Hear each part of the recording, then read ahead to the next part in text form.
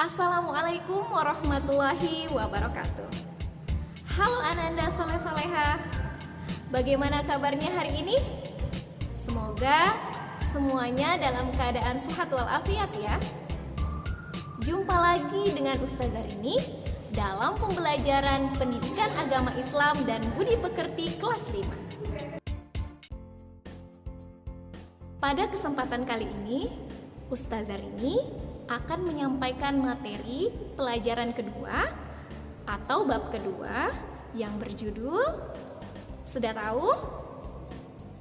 Judulnya adalah Mengenal Nama Allah dan Kitab-Kitabnya. Ananda Soleh-Soleha sudah siap? Kalau sudah siap, mari kita mulai dengan bersama-sama membaca basmalah. Bismillahirrahmanirrahim. Baik Ananda Soleh-Soleha, selanjutnya silahkan amati gambar berikut. Ini adalah gambar pertama, silahkan diamati. Kemudian ini adalah gambar kedua. Silahkan Ananda Soleh-Soleha mengamati gambar, baik gambar pertama ataupun gambar kedua. Kira-kira gambarnya bercerita tentang apa ya? Baik Ananda Soleh-Soleha, kita akan melihat kembali gambar-gambar tersebut. Gambar yang pertama bisa kita lihat ya. Gambar ini adalah menceritakan tentang seorang ibu yang sedang melahirkan seorang anak. Nah, di sini dijelaskan ada peristiwa kelahiran ya, kelahiran seorang bayi. Nah, kemudian pada gambar kedua kita lihat kembali ya. Ini adalah gambar tentang seseorang yang sedang meninggal, ya, tentang orang yang meninggal. Jadi gambar pertama tadi ada yang lahir, yang kemudian gambar kedua ada yang meninggal. Jadi semua itu adalah atas kehendak Allah Subhanahu wa Ta'ala. Dan itu yang akan kita bahas pada materi hari ini.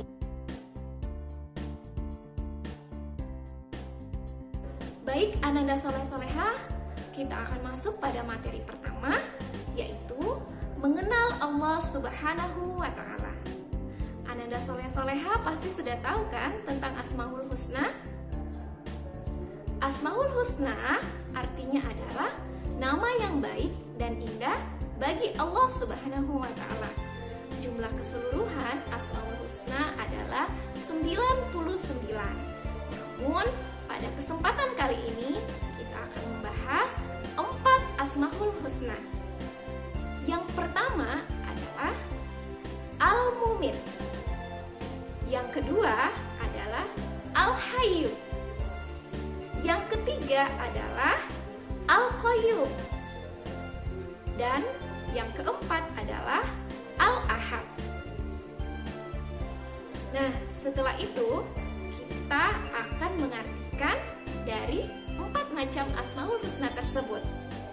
Yang pertama adalah Al-Mumin, artinya adalah Maha Mematikan. Kita ulang sama-sama. Al-Mumin artinya adalah yang Maha Mematikan. Yang kedua adalah Al-Hayyu, artinya adalah Maha Hidup. Kita ulang sama-sama. Al-Hayyu artinya adalah Maha Hidup. Yang ketiga adalah Al-Qayyum, yang artinya Maha Berdiri Sendiri. Kita ulang lagi. Al-Qayyum artinya adalah Maha Berdiri Sendiri. Dan yang keempat adalah Al-Ahad, artinya adalah Maha Esa. Apa? Kita ulang sekali lagi. Al-Ahad artinya adalah yang Maha Esa.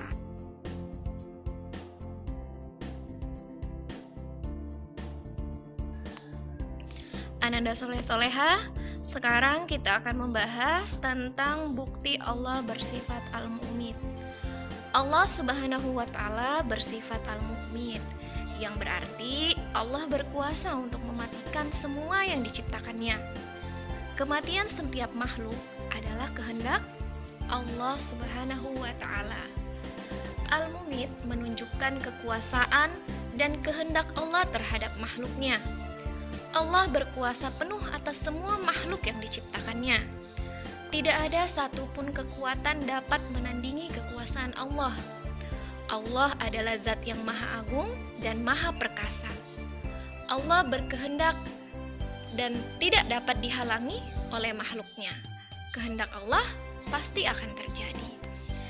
Adapun bukti Allah bersifat al-mumit, kita bisa melihat lingkungan di sekitar kita. Barangkali kita pernah mendengar berita tentang kematian seseorang. Atau kita bisa melihat mungkin ada pohon yang tiba-tiba kering dan mati. Atau ada bunga yang layu meskipun sering disiram. Selain itu, kita pernah mendengar, bahkan pernah menyaksikan banyak ayam mati karena terserang penyakit. Dan masih banyak lagi contoh kematian makhluk Allah lainnya. Selanjutnya adalah bukti Allah bersifat Al-Hayyu. Allah memiliki sifat Al-Hayyu, berarti Allah maha hidup. Kehidupan Allah kekal dan tidak akan pernah berakhir. Hal ini berbeda dengan kehidupan makhluknya yang pasti berakhir. Allah menghidupkan kehidupan makhluk di dunia ini. Tidak mungkin kehidupan Allah berakhir, karena Allah yang mengurus kehidupan di alam semesta. Salah satu contoh yaitu perhatikan pergantian siang dan malam, atau bagaimana matahari dan bulan bergantian terbit dan terbenam. Peristiwa itu terjadi setiap hari, tidak pernah berubah dan selalu terjadi sesuai dengan waktunya. Matahari selalu terbit di pagi hari dan terbenam di sore hari. Bulan pun selalu muncul di malam hari. Tidak pernah tertukar antara peredaran matahari dan bulan. Semua berjalan sesuai dengan ketentuannya masing-masing. Semua peristiwa di atas seakan-akan sudah ada yang mengaturnya. Pengaturnya pasti zat yang tidak pernah tidur atau mengantuk. Dialah Allah yang maha hidup. Selanjutnya adalah bukti Allah bersifat Al-Qayyum. Allah bersifat Al-Qayyum berarti Allah adalah zat yang maha mandiri, tidak bergantung kepada makhluknya. Kemandirian Allah merupakan wujud keagungan dan kekuasaannya. Kehendak Allah dapat terwujud dengan sendirinya tanpa dipengaruhi oleh makhluk. Allah menciptakan sesuatu sendiri, mengatur sendiri, serta menghidupkan dan mematikan sendiri tanpa campur tangan siapapun. Lihatlah betapa luasnya alam semesta. Ada banyak planet di galaksi Bima Sakti, termasuk bumi yang kita tempati. Bumi kita bukanlah planet yang terbesar, tetapi bagi manusia, bumi itu begitu luas. Jika ditambah dengan planet-planet yang lain, maka tentu tidak terhitung lagi luasnya alam semesta. Penciptanya hanya satu, yaitu Allah. Allah menciptakan alam semesta tanpa bantuan siapapun. Allah memiliki sifat Al-Qayyum, yang artinya berdiri sendiri. Bukti Allah bersifat Al-Ahad. Allah memiliki Asmaul Husna. Al-Ahad berarti Allah Tuhan yang Maha Tunggal.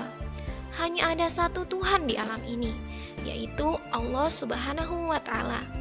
Allah hanya satu dan tidak ada Tuhan selain Allah. Tidak ada yang menyerupai Allah.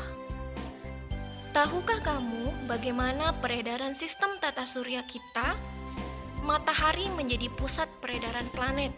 Bumi beredar mengelilingi matahari sehingga terjadilah siang dan malam. Bulan berputar mengelilingi bumi sehingga menjadi dasar perhitungan tahun Hijriah. Semua planet berputar pada porosnya sehingga tidak saling bertabrakan. Keteraturan sistem tata surya tidak terjadi dengan sendirinya, tetapi ada yang mengatur. Pengaturan sistem tata surya pasti lebih hebat dan lebih kuat daripada planet. Dialah Allah yang Maha Tunggal.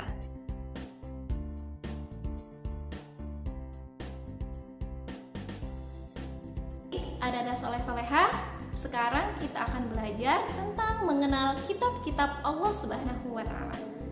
Apa saja itu? Yang pertama adalah kitab Taurat. Yang kedua adalah kitab Zabur. Yang ketiga adalah kitab Injil.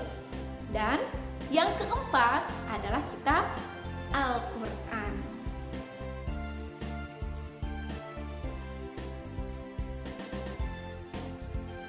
Yang pertama adalah kitab Taurat. Kitab Taurat diberikan kepada Nabi Musa alaihi salam. Kemudian yang kedua, kitab Zabur. Kitab Zabur diturunkan kepada Nabi Daud alaihi salam.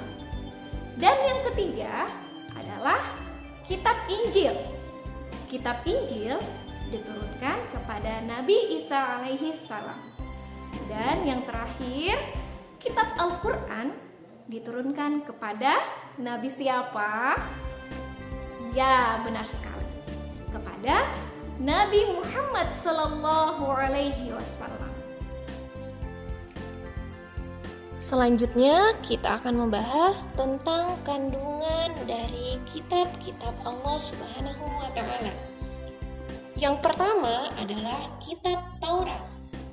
Kitab Taurat mengandung 10 ajaran pokok, antara lain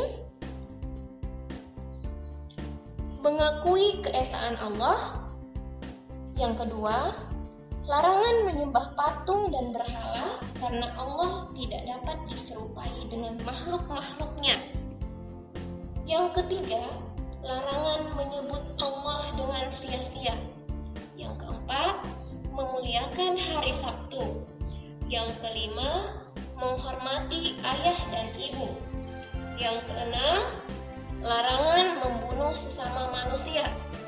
Yang ketujuh, larangan berzina. Yang kedelapan, larangan mencuri. Yang kesembilan, larangan menjadi saksi yang berdusta. Yang kesepuluh, larangan memiliki keinginan untuk menguasai hak orang lain. Selanjutnya kitab Zabur yang diwahyukan kepada Nabi Daud alaihi salam. Kitab Zabur diwahyukan Allah kepada Nabi Daud alaihi salam. Nama Zabur berasal dari bahasa Arab. Dalam bahasa Ibrani, Zabur dapat diartikan sebagai lagu, musik, ataupun pujian. Adapun kandungan dari kitab Zabur adalah yang pertama, doa dan zikir. Yang kedua, nasihat, hikmah, dan pedoman berbuat kebajikan. Yang ketiga, ajaran kebenaran. Selanjutnya adalah kitab Injil yang diwahyukan kepada Nabi Isa alaihi salam.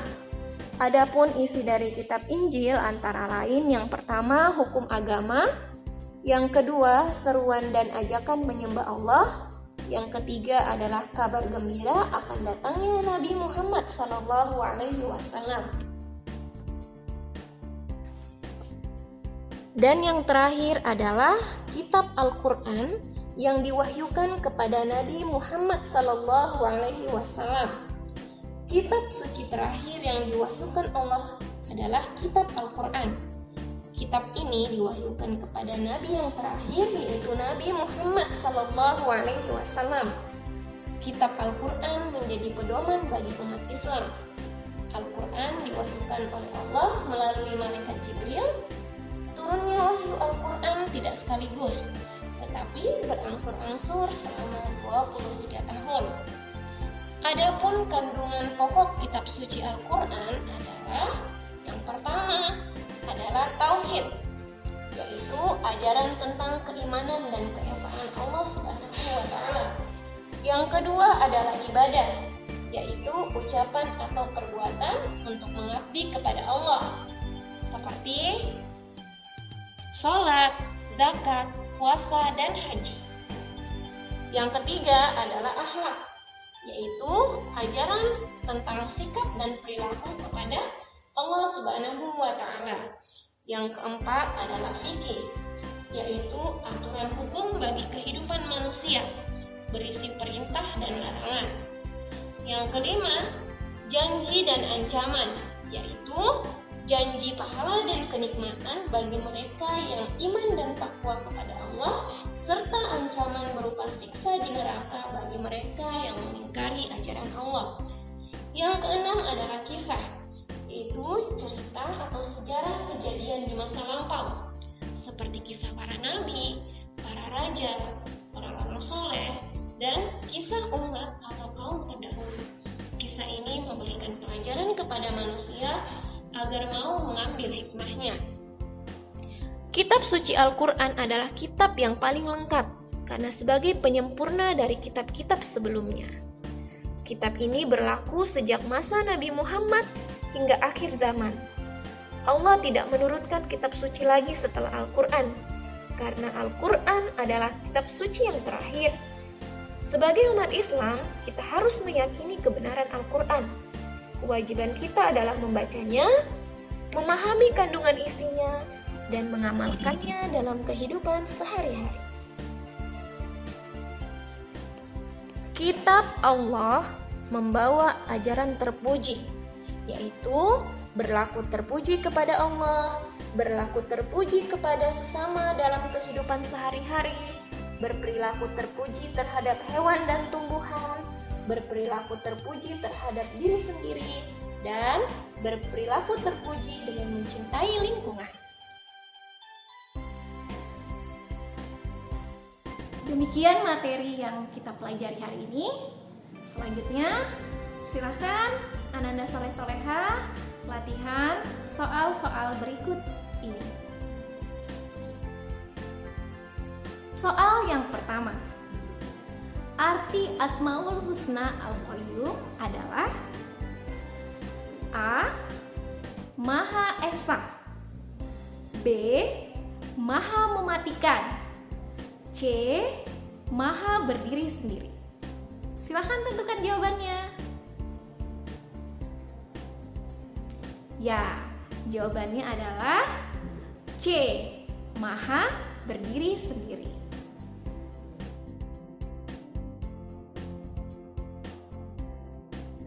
Soal yang kedua, silahkan bersiap-siap ya. Kitab suci Al-Quran diturunkan kepada Nabi A. Nabi Musa alaihissalam, B. Nabi Isa alaihissalam, C. Nabi Muhammad sallallahu alaihi wasallam. Silahkan tentukan jawabannya. Ya, benar sekali. Jawabannya adalah C. Nabi Muhammad sallallahu alaihi wasallam. Soal yang ketiga. Kematian setiap makhluk di muka bumi ini adalah atas kehendak Allah Subhanahu wa taala. Nah, pernyataan tersebut sangat sesuai dengan Asmaul Husna, yaitu A. Al-Mumit, B. Al-Hayy, C. Al-Qayyum. Tentukan jawabannya sekarang juga. Ya, benar sekali. Jawabannya adalah Al-Mumit.